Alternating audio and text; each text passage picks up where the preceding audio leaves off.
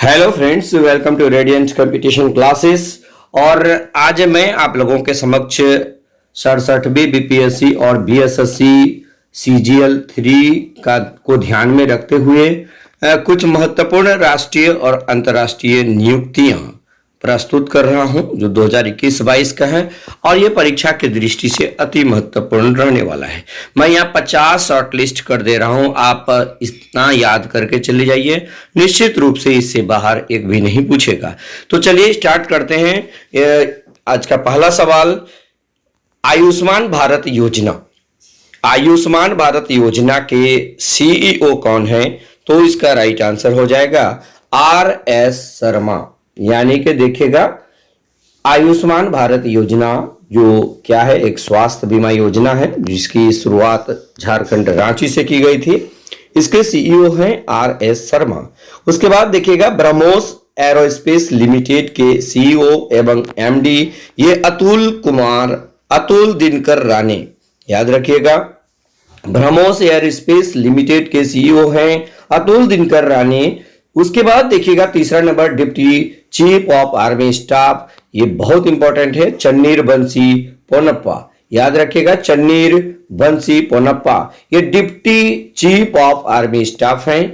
उसके बाद हम लोग देख लेते हैं भारत के लोकपाल, यानी कि भारत के जो नए लोकपाल है न्यायमूर्ति प्रदीप कुमार मोहंती। आप इसे भी याद रख लीजिएगा। ये पहला जगह यदि आपको पूछा जाए भारत के पहले लोकपाल का क्या नाम है, आप लोग कमेंट बॉक्स में इसका आंसर कीजिएगा। उसके बाद भारतीय प्रेस परिषद के प्रमुख कौन है? तो राइट आंसर हो जाएगा रंजना प्रकाश देसाई। भारतीय प्रेस परिषद के प्रमुख रंजना प्रकाश देसाई। ये लोकपाल बहुत इंपॉर्टेंट है, प्रदीप कुमार मोहंती, आप जरूर याद रख लीजिएगा। उसके बाद संयुक्त राष्ट्र में भारत के अस्थायी प्रतिनिधि, ये देखिएगा TS त्रिमूर्ति के स्थान पर ये रुचिरा कंबोज बनी है। याद रखिएगा, ये संयुक्त राष्ट्र में भारत के अस्थायी प्रतिनिधि रुचिरा कंबोज, ये पिछली बार 67वीं में 8 मई वाला एग्जाम में पूछा गया था।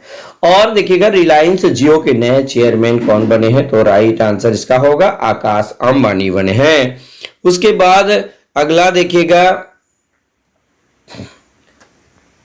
RAC, इसको याद रखना, REC यहां पर गलत लिखा गया है, REC होगा REC यानी रूरल इलेक्ट्रिफिकेशन कॉर्पोरेशन लिमिटेड के निदेशक VK सिंह। आप याद रखिएगा, रूरल इलेक्ट्रिफिकेशन कॉर्पोरेशन लिमिटेड के निदेशक VK सिंह। आप इसे क्यों याद रखिएगा? इसलिए कि ये चर्चा में है। आपको पता होगा कि 11वां महारत्न कंपनी जो है वो कौन सा था? Power finance limited. और 12वां रूरल इलेक्ट्रिफिकेशन कॉर्पोरेशन लिमिटेड बन गया है 12वां महारत्न कंपनी। यानी अब महारत्न कंपनी कुल कितने हैं? 12 हैं। और 12वां आपको पूछा जा सकता है परीक्षा में, 12वां महारत्न कंपनी कौन है? तो REC है, यानी रूरल इलेक्ट्रिफिकेशन कॉर्पोरेशन लिमिटेड है और इसके निदेशक VK सिंह है। ये चर्चा में है, इसलिए इसको याद रखना काफी जरूरी है। और राष्ट्रपति के नए महासचिव की बात यदि की जाए तो ये राजेश वर्मा जी हैं। उसके बाद देखिएगा, FIDE, यानी कि देखिए बहुत इंपॉर्टेंट क्वेश्चन है, FIDE के उपाध्यक्ष किसे बनाया गया है? तो विश्वनाथन आनंद को बनाया गया है। DRDO के अध्यक्ष कौन बने हैं? समीर V कामत बने हैं।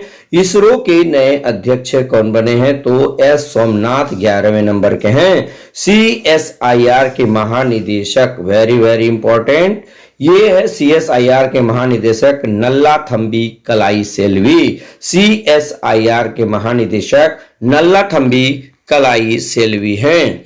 उसके बाद देखिएगा अगला नंबर का सवाल, सर्वोच्च न्यायालय के मुख्य न्यायाधीश, ये 49 नंबर का है, ये कौन है? UU ललित उदेश, यह है UU ललित उदेश उमेत।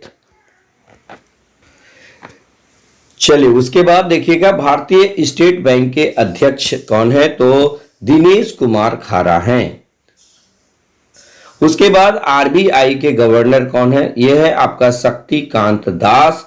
ये कौन से नंबर के हैं? ये 25 नंबर के हैं। उसके बाद RBI के उप गवर्नर, आपको देखिएगा ये क्वेश्चन भी बराबर परीक्षा में पूछा जाता है कि ये आरबीआई के गवर्नर कौन कौन से हैं, इनमें से कौन आरबीआई के गवर्नर नहीं है। आपको इस तरह से क्वेश्चन पूछा जाएगा। तो राइट आंसर देखिए कैसे आप कीजिएगा, ये देखिएगा टी.ए. रविशंकर एक नंबर में, 4 उप गवर्नर होते हैं, एम राजेश्वर राव, महेश कुमार जैन और माइकल देवव्रत पात्रा, यानी कि 4 उप गवर्नर हैं। चारों का नाम याद रख लीजिएगा, क्योंकि बीपीएससी कैसे ऑप्शन देता है कि निम्नलिखित में से कौन उप गवर्नर नहीं है। आपको दे देगा टी रविशंकर दे देगा, एम राजेश्वर राव दे देगा, महेश कुमार जैन दे देगा और एक सुधा बालकृष्णन दे देगा। तो आप जानिएगा जब तक नहीं चारों का नाम, तब तक उसको आंसर आप नहीं कर पाइएगा।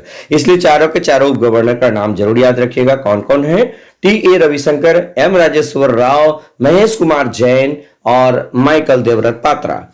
उसके बाद हम लोग अगला सवाल देखते हैं। आरबीआई के मुख्य वित्तीय अधिकारी है सुधा बालकृष्णन, याद रखिएगा सुधा बालकृष्णन। उसके बाद यूएनओ के महासचिव कौन है, एंटोनियो गुटेरस, और एंटोनियो गुटेरस कहाँ के रहने वाले हैं, पुर्तगाल के रहने वाले हैं। उसके बाद देखिएगा अगला नंबर का सवाल, ये 20 नंबर का सवाल आप लोग देखिएगा दोस्तों।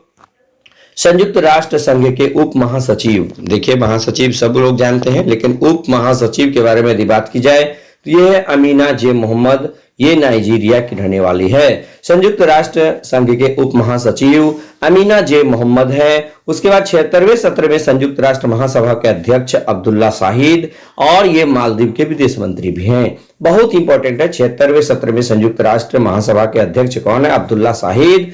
और विश्व व्यापार संगठन के महानिदेशक कौन है, तो ये देखिएगा नागोजी ओनकाजा इवेला, ये कहाँ की रहने वाली है, नाइजीरिया की रहने वाली है।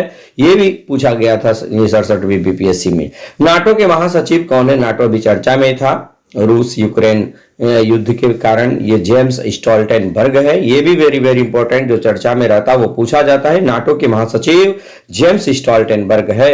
अंतरिक्ष एजेंसी नासा के प्रशासक कौन है, बिल नेल्सन, याद रखिएगा। एस्टोनिया की पहली महिला प्रधानमंत्री काजा कलास, ये केबीसी में भी पूछा गया था, इसलिए चर्चा में है।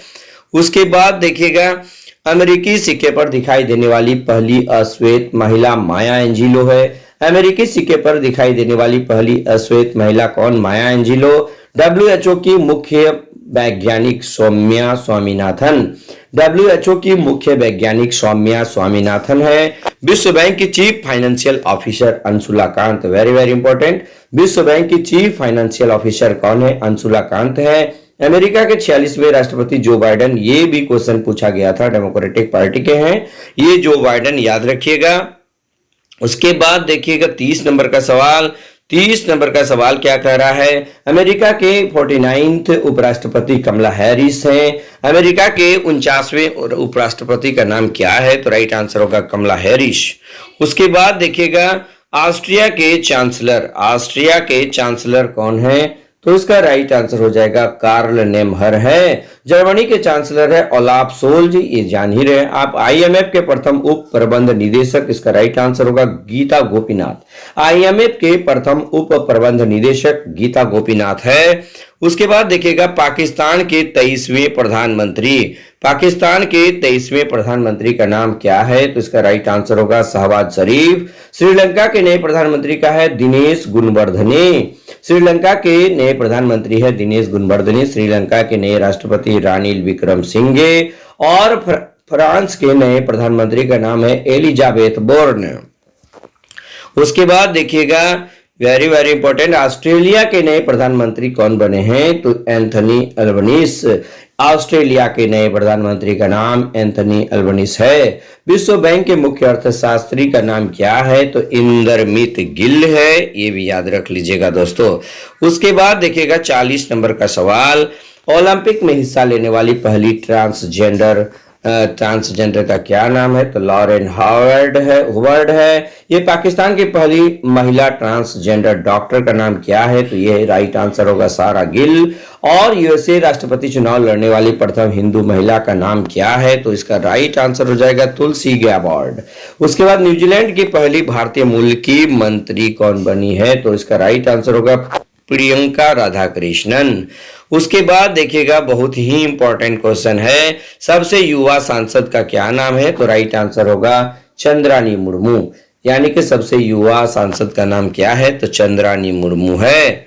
उसके बाद देखिएगा एक क्वेश्चन बहुत ही इंपॉर्टेंट है, 45 नंबर का सवाल देखिए, अंतरिक्ष में जाने वाली भारतीय मूल की दूसरी महिला और तीसरी भारतीय अमेरिकी, इसका नाम क्या है? ये है आपका शिरीषा बांदला। और बताइएगा सेबी की पहली महिला अध्यक्ष कौन बनी है? तो माधवीपुरी बुच बनी है, आप इसे भी याद रख लीजिएगा, वेरी वेरी इंपॉर्टेंट क्वेश्चन है।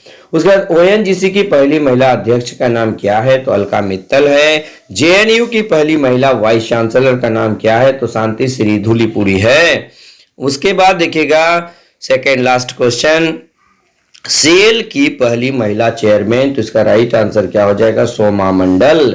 सेल यानी steel authority of India limited, जिसकी स्थापना 1974 ईस्वी में हुई थी, और इसके चेयरमैन है सोमा मंडल।